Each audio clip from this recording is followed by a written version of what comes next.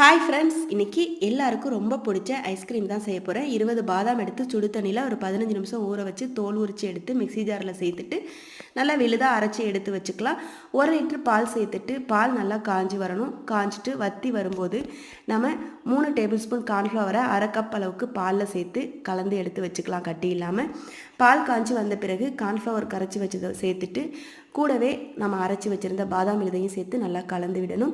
ஒரு 5-6 நிமிஷத்துக்கு பிறகு 1 கப் அளவுக்கு ஜீனி சேர்த்து நல்லா கலந்து விட்டுட்டு கொஞ்சம் நேரம் கொதிச்சதும் ஸ்டவ் ஆஃப் பண்ணி சூடு ஆறுற வரைக்கும் வச்சுட்டு மிக்ஸி ஜாரில் சேர்த்துட்டு 1/2 கப் அளவுக்கு பால் பவுடர் 1 டீஸ்பூன் வெனிலா எசன்ஸ் சேர்த்து மிக்சியில் சேர்த்து அரைச்சி எடுத்துகிட்டு வந்துடலாம். அரைச்சி எடுத்துகிட்டு வந்ததை ஒரு பாத்திரத்தில் ஊற்றிட்டு மூடி போட்டு ஃப்ரீசரில் ஒரு 4 ஹவர் வச்சுக்கலாம். இதே போல் 2 தடவை வச்சு எடுத்து மிக்சியில் அரைச்சி கடைசியாக ஒரு தடவை ஊற்றி மூடி போட்டுட்டு ஒரு 4 ஹவர் கழித்து எடுத்தோன்னா சூப்பரான ஐஸ்கிரீம் ரெடி ஆகிடும்.